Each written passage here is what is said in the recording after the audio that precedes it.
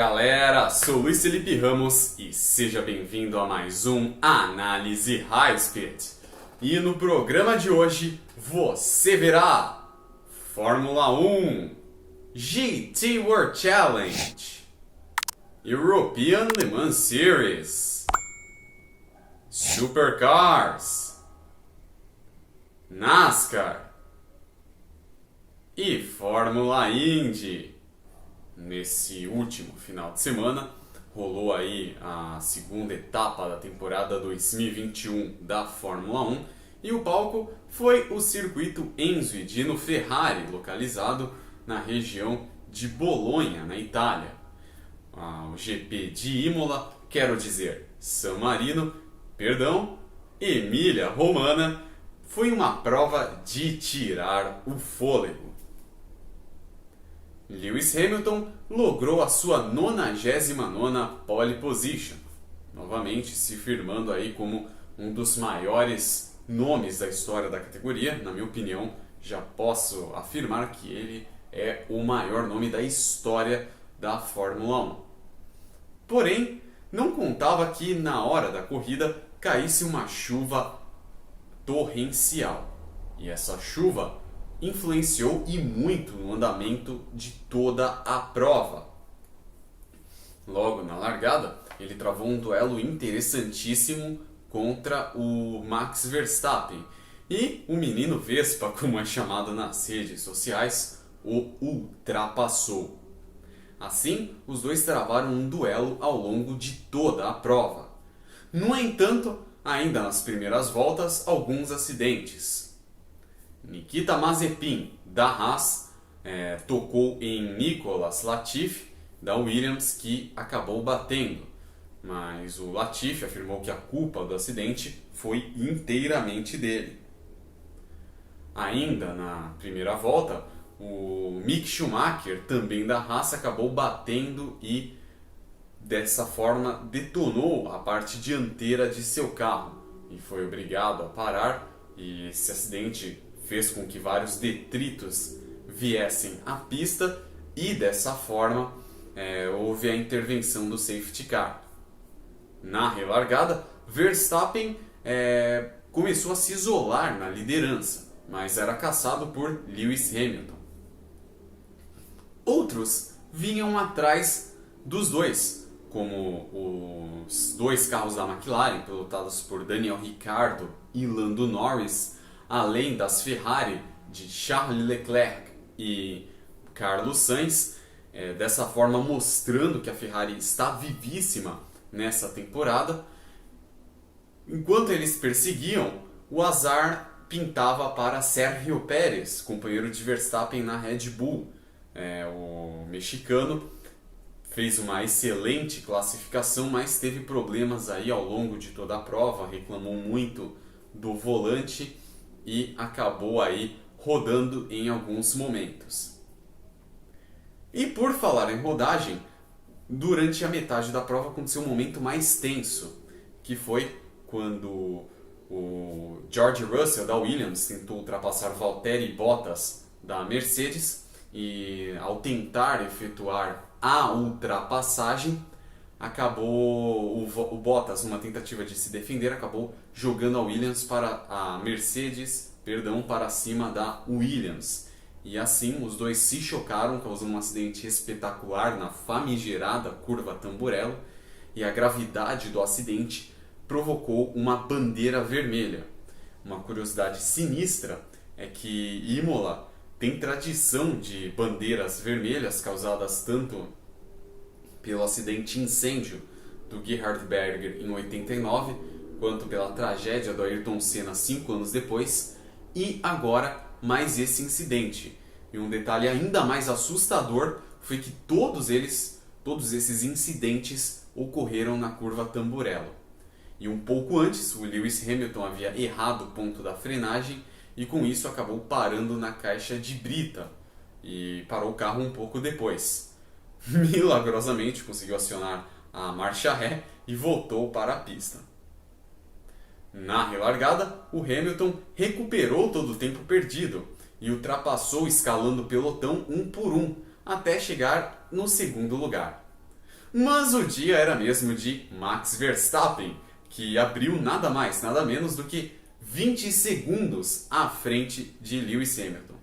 Logo, foi fácil para o holandês sagrar-se ganhador do GP de Emília-Romagna, tendo Hamilton em segundo e Lando Norris num bravíssimo terceiro lugar. Resultado fantástico, tanto para ele quanto para a McLaren.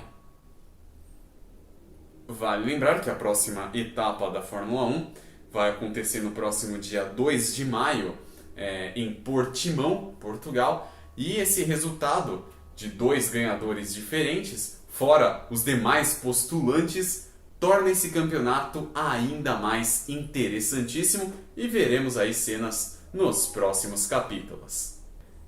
A GT World Challenge chegou ao início de sua temporada, mais uma, a temporada 2021, tendo escolhido como palco da primeira etapa o tradicionalíssimo Autódromo de Monza, na Itália. Um detalhe interessante é que a prova aconteceu paulatinamente à corrida da Fórmula 1, então o mundo do automobilismo estava com olhares divididos. Se as categorias eram diferentes, o mesmo a gente não pode falar do clima, porque tal como em Emília-Romagna, em Monza, São Pedro ou San Pietro não perdoou. Muito pelo contrário, caiu uma chuva torrencial ao longo da prova. Na largada, ocorreram aí muitos toques, alguns pilotos se bampearam e outros, para escapar, tiveram de passar na grama, e fora o clima frio que, consequentemente, influenciou na temperatura da pista. Foi uma prova fria e chuvosa, repleta de acidentes e bandeiras amarelas. Costuma-se dizer que, principalmente nas categorias da NASCAR, que amarela chama amarela. No caso dessa etapa em específico, uma amarela chamava 3 amarelas, dada a alta incidência de acidentes durante a corrida. Muitos pilotos passearam na grama, na brita, enquanto que a Mercedes dominava. A prova, apesar dos pesares dos incidentes, ficou muito agitada nas últimas colocações. E um destaque interessante é que, se na etapa da Fórmula 1 a gente teve aí a Red Bull humilhando a Mercedes, as Mercedes em Monza dominaram aí o top 5. Tivemos aí no top 5 quatro Mercedes dominando. E por muitos momentos, o Raffaele Marciello, piloto da casa, e que durante muito tempo dividiu o carro com o nosso Felipe Fraga, liderou consistentemente a prova, indicando que ia ter uma vitória aí italiana. Mas não esperavam que Christian Engelhardt, da Porsche, o superasse e colocasse assim a marca de Stuttgart em primeiro, formando assim um duelo excepcional.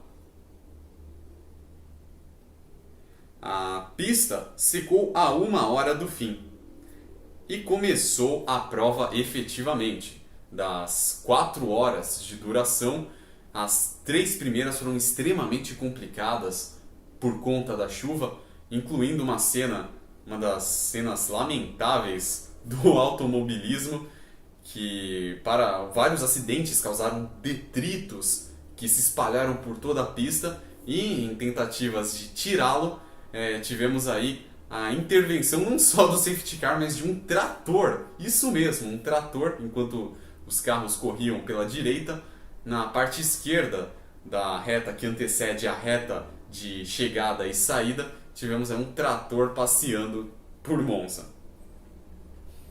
Se a 1 hora do fim a pista secou, também secou a invencibilidade da Mercedes, já que isso simbolizou aí que todos os carros aceleraram para valer, e também que tivemos aí as Ferraris, Lamborghinis e McLarens aparecendo no páreo. Logo, o duelo no final do pelotão ficou entre Mercedes e Lamborghini, com muitos toques. e os pits eram verdadeiras lutas pela sobrevivência. Pouco a pouco, a hegemonia da Mercedes foi caindo, e a Ferrari encostava cada vez mais. Quem também ganhou muito terreno foi a Lamborghini, que se aproximou dos líderes. Mas o dia mesmo era da Porsche. Engelhart esmirilhou e se isolou, sendo caçado pela Mercedes até o fim.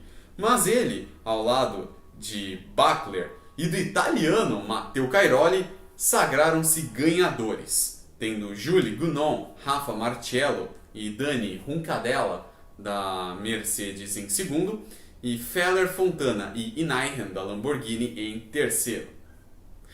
Vale lembrar que a próxima prova da GT World Challenge está programada para os dias 8 e 9 de maio, ou melhor, estarão programadas, né? Já que o campeonato varia entre provas de endurance e de sprint, e as próximas provas dos dias 8 e 9 de maio serão no formato sprint, ou seja, duas provas nesses dois dias, e terão como palco Magny-Cours, na França. A European Le Mans Series, uma das categorias que faz parte do Automobile Club de l'Ouest, juntamente da Asian Le Mans Series e do WEC, teve início a sua temporada 2021.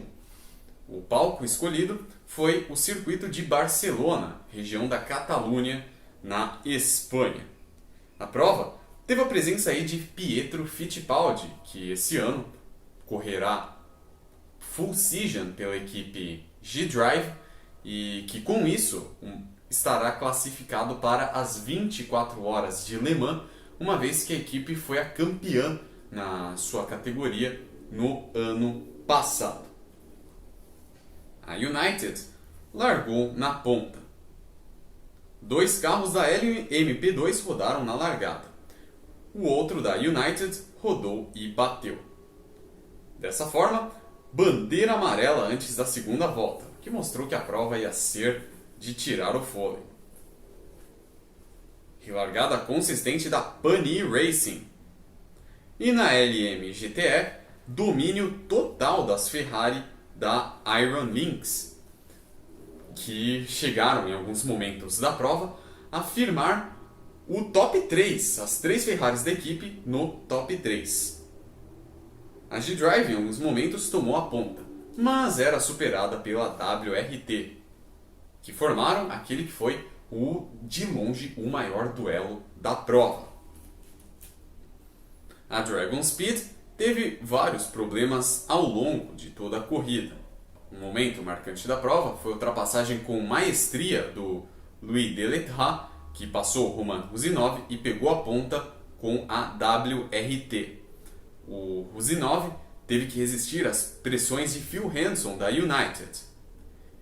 E a United pegou aí o segundo lugar, oscilando entre o terceiro, e brigou pela vitória. Depois dos pits, a United ia para cima. Já no GT, a Proton crescia de produção a ponto de pegar a liderança. Outra equipe que cresceu, dessa vez na LMP3, foi a Duquin. Apesar das rodadas e pequenos incidentes logo do início, as demais horas das 4 horas de Barcelona foram tranquilas, sem acidentes graves. E a WRT deitou e rolou com a vitória de Louis Deletraz, Yefei e Robert Kubica, tendo em segundo James Allen, Will Stevens e Julian Canal da Pani. Jonathan Aberdeen, Tom Gamble e Phil Hanson da United ficaram em terceiro. Isso na geral e também na categoria LMP2. Na LMP3 deu Mollinen, Kritten e Bell da Cool Racing. Benham, Capadia e Foster da KRT ficaram em segundo, enquanto que Lascatus, Fioravanti e Bressan da Villalba Corsa finalizaram em terceiro.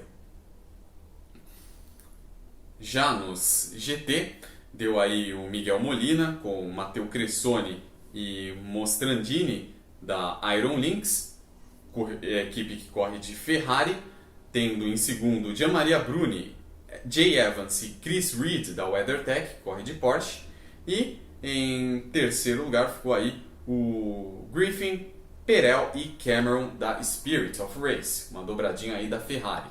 Um destaque aqui foi o carro da Iron Lynx, a Ferrari, da equipe feminina, que corre liderada pela sensacional Manuela Gostner, que em alguns momentos chegou a brigar pela liderança na categoria.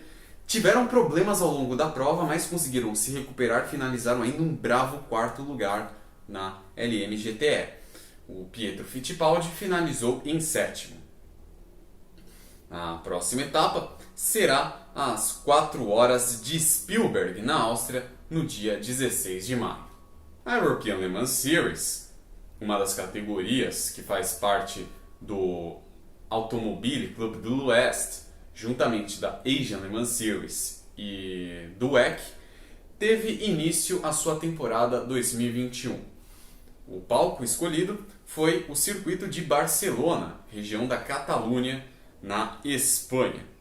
A prova teve a presença aí de Pietro Fittipaldi, que esse ano correrá full season pela equipe G-Drive e que com isso estará classificado para as 24 horas de Le Mans, uma vez que a equipe foi a campeã na sua categoria no ano passado.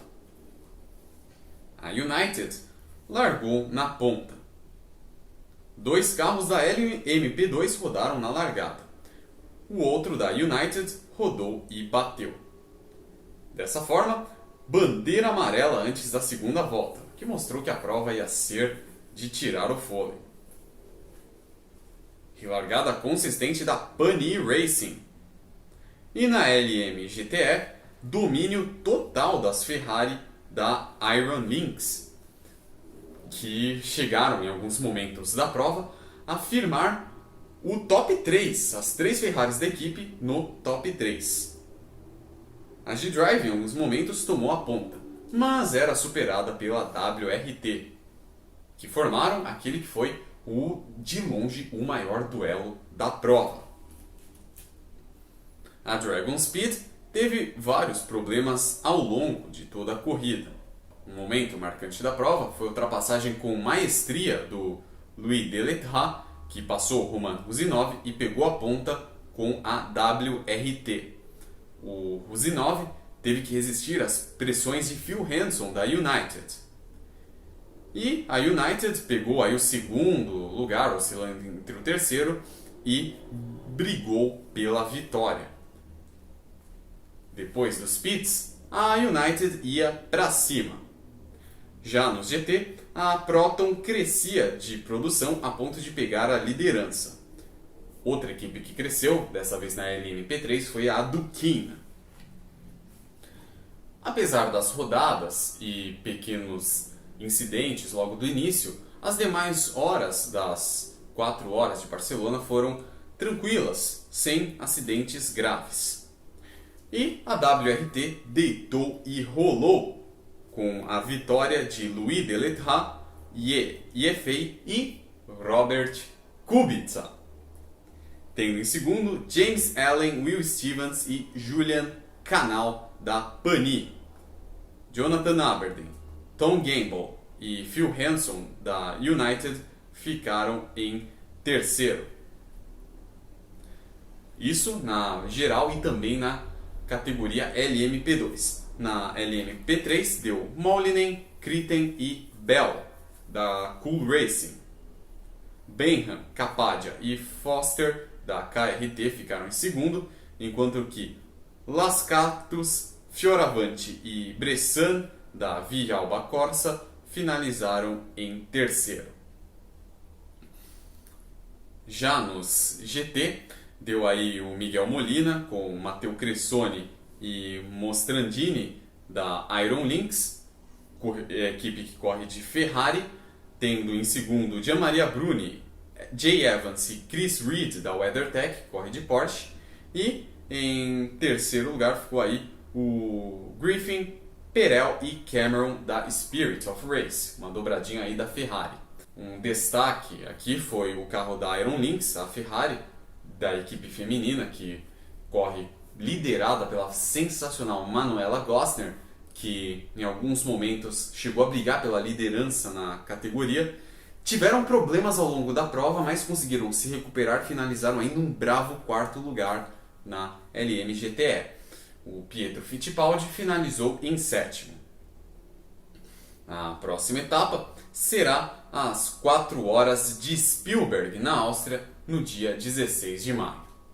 A temporada 2021 da Fórmula Indy iniciou aí, vale lembrar, um pouco depois do que se havia planejado, nesse último dia 18 de abril, tendo como palco o Barber Motorsport Park, em Birmingham, no estado do Alabama. O início estava previsto para acontecer em St. Petersburg, mas por motivos de precaução sanitárias, acabou sendo postergado para o Alabama. E a prova marcava o início de uma nova era, visto que essa temporada está recheada de pilotos interessantes de altíssimo calibre. Estou falando de nomes como Scott McLaughlin, atual tricampeão da Supercars australiana, que esse ano parte para uma nova jornada, só que agora nos Estados Unidos, o Scott Dixon, que é o atual campeão da Indy.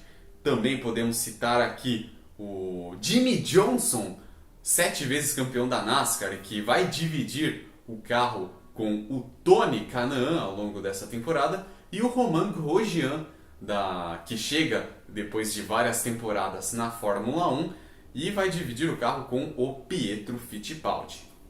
A prova não teve presença de brasileiros, visto que os brazucas não vão fazer toda a temporada.